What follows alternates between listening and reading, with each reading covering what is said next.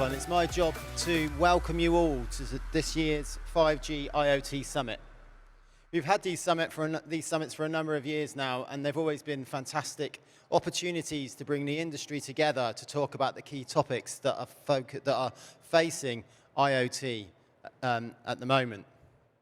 This year, we're going to take a focus on how IoT is going to be able to deliver products and services that are greener and more efficient and achieve a number of those carbon goals that we focus on. So I'm from the GSMA, and at the GSMA we have a focus on IoT where we help to try and stimulate the industry going forward. And I'd like to take this opportunity to a bit of plug the work that we're doing at the GSMA with our GSMA IoT community, which you are all very welcome to join. And I'd also like to take the opportunity to thank those members of that group that are here today, and they'll be sharing their thoughts with you, their insight into the market and how they see it going and what the challenges are that are faced. So with that, I'd like to just welcome to the stage for our keynote from G&D, Simon, to take us through how to unlock the potential of sustainable IoT at scale. Thank you. Thank you, Richard. Oh, appreciate it, thank you. So I'm not Philip Schulte, and I'm not a doctor, but I am honored to be here on behalf of G&D to represent us at this event. Welcome to Barcelona, welcome to World Mobile World Congress, and welcome to what seems to be definitely pre-pandemic attendance, quite incredible at the show this year. So, IoT for a greener and more efficient world. Right out of the gate, it creates two megatrends. The megatrend of sustainability and the megatrend of massive IoT itself. And massive IoT is being looked to drive sustainability. But in doing so, we need to be absolutely paramount in making sure that we make massive IoT itself sustainable. And that's really one of the underlying topics that we'll talk through this morning. Now, ESG is incredibly important. There are many companies here, some small, some large, but we implore you to recognize and measure your ESG goals in much the same way you would measure other business KPIs. We certainly do. We measure ESG in the same way we measure our top line and our bottom line objectives. Absolutely crucial for this world moving forward. So let's talk about the multidimensional aspects in IoT. There are many analyst perceptions. They're all slightly different, but we really have a dichotomy right now as to IoT in itself. Because of the sheer number and volume of devices, will it have a negative impact on CO2? Or, with the correct implementation and methodology, does it have the capability to truly optimize and drive efficiencies in these deployments? Well, let's look at some of the metrics. And as I said, multiple analysts will give slightly different perspectives, but they're all similar in size. Many organizations have already started implementing IoT. And of those, 80% are looking to continue that, which means the trend is going in the right direction. They're seeing the benefits. On the top right-hand side of this slide, you'll see that. Over 70% of organizations are already starting to realize the return on that investment as it relates to sustainability goals. And so as a consequence, they're using that empirical data that is pulled from IoT to actually validate their ESG position. Now, they can only validate that if the data is trusted, and we'll come to that in a second. So let's look at the characteristics of IoT itself. And one would say there are three main phases: the production, deployment phase, the functional and operational phase, and then the data and the services phase. And if we explore the key enablers here, we're really looking at flexible connectivity being paramount. That can go side in side with SKU management, device creation.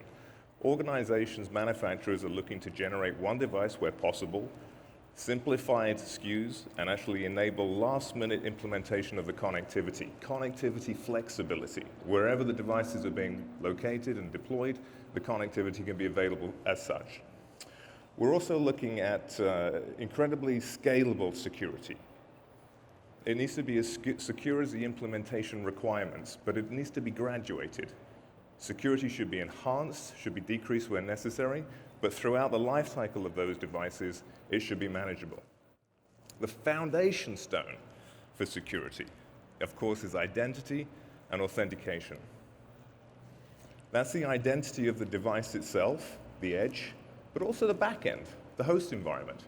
Whether it be in the cloud or otherwise, this end-to-end security analysis is absolutely paramount. That's going to enable us to secure digital processing as necessary. So we've talked about high-level implementation. We've identified the fact that it's functional operation and the data and the services. Now, our prior CEO is in the audience, tremendous fellow. He was standing on this stage a year ago, and he made a comment that the IoT is the largest machine that mankind will ever make. And as a consequence of such, we need to keep it secure. It's that data stream. Just look at some of the industries up here. We're talking about logistics, grid, agriculture, industry. The impact of having negative data based upon trigger events that we will be activating truly can be catastrophic.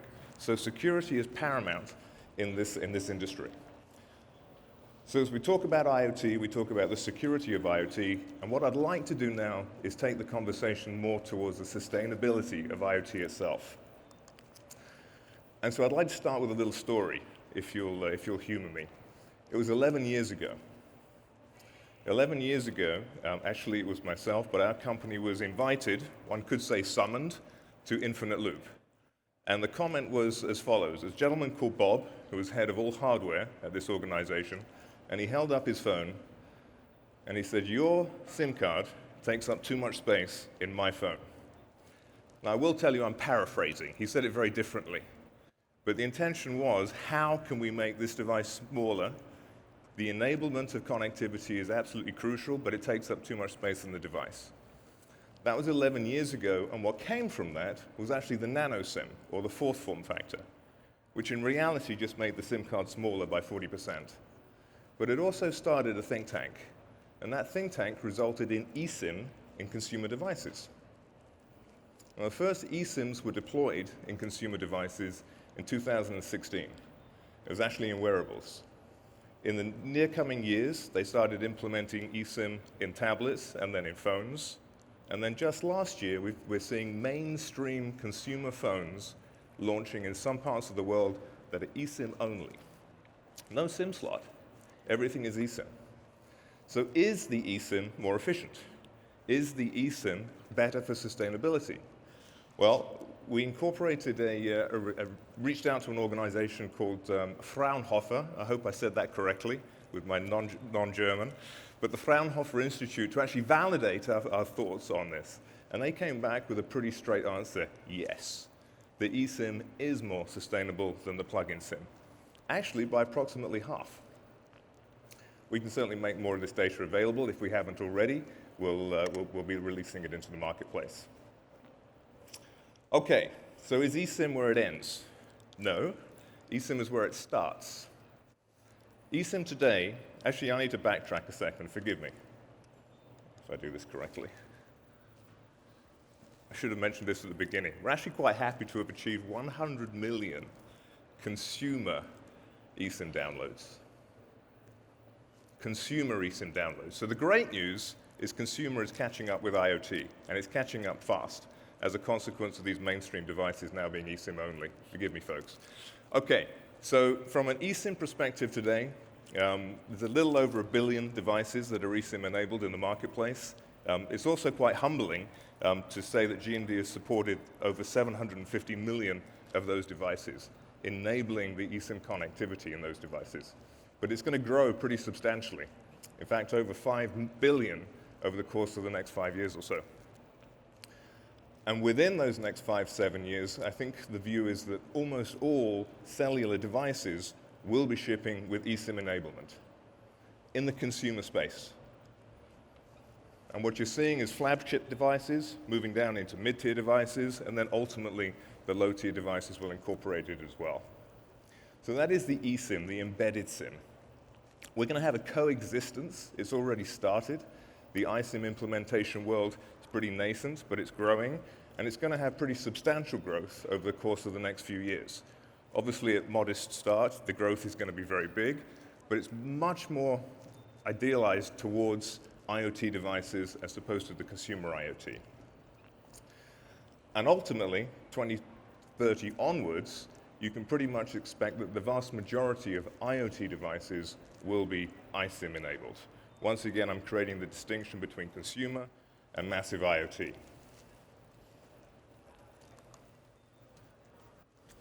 So, empowering massive IoT. Flexible connectivity, we've mentioned. Scalable security, adaptable security up and down the scale as needed. The trusted identification associated with the endpoint device, the edge, as long as the server, and then processing all of this data as well. How are G&D dealing with this? Well, we've coined a phrase, born connected. And the idea behind born connected is really one of simplification, so one of efficiencies, and it's one of driving greater sustainability. So from a born connected environment, as we work with the industry colleagues, the intention is that a device, once turned on, is actually born. It's almost like a hello world. When the device is powered up, it's already connected. And we enable that through utilizing global bootstrap technology. That global bootstrap then allows production connectivity services to be enabled, but the global bootstrap provides a hello world instantly. Huge coverage. If you use the term global, you have to be able to provide global. So we're looking at over 600 networks and 185 countries where this capability will be utilized. And fact of the matter, it is being utilized today. As is the next bullet. This is last stage personalization. And one of the things that G&D has immense pride in is that we've always been driving towards standards, but we're not afraid of pre-standards. So as we work with the GSMA and the industry towards in-factory profile personalization, we've already utilized this and deployed it with companies that are driving over tens of millions of devices into the marketplace in Q4 last year alone. So in-factory personalization, including the bootstrap, and then really the in-field management of the device fleet. Not fleet as in cars, but the fleet of devices in general. Once they've been deployed, once they've been enabled, utilizing that secure infrastructure to update the devices in the field, whether it be firmware, whether it be security fixes as well. So with that, hopefully we've created a little bit of an outline to start the session tonight as it relates to the efficiencies of a greener world through IoT. Thank you.